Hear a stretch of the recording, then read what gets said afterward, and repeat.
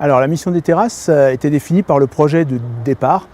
On voulait rassembler dans un tiers-lieu les acteurs du Briançonnais qui œuvraient dans la solidarité, le social et l'environnemental, autour d'un accueil inconditionnel de tous les gens qui sont à Briançon.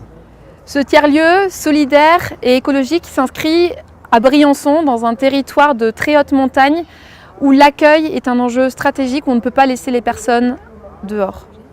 L'histoire de ce beau projet, il remonte à quasiment un an en arrière, où on s'est réunis à plusieurs associations pour se dire, voilà, qu'est-ce qu'on fait sur le Briançonnais pour accueillir ces gens qui sont là, de passage, ou des gens qui sont à la rue, et de mêler l'accueil à de la formation et d'autres activités qui pouvaient être intéressantes sur le Briançonnais, qui s'incrustaient dans le territoire local.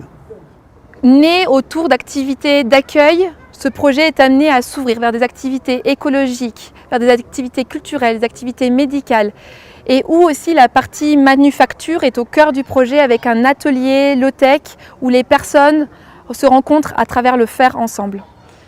Alors l'impact économique est assez intéressant parce qu'on va certainement, dans l'avenir proche, créer une dizaine d'emplois qui n'existaient pas sur Briançon.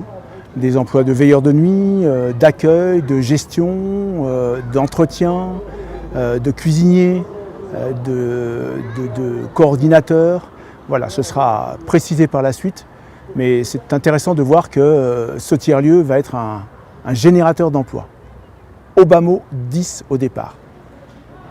Dans une phase 1, on dépend beaucoup de dons et de frais de mise à disposition des locaux.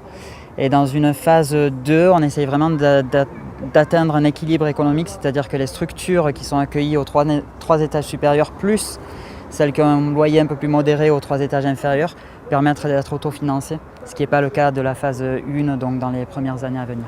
On a besoin de votre aide pour transiter de la phase 1 à la phase 2, donc la phase où on dépend encore de dons, pour être complètement autofinancé en phase 2.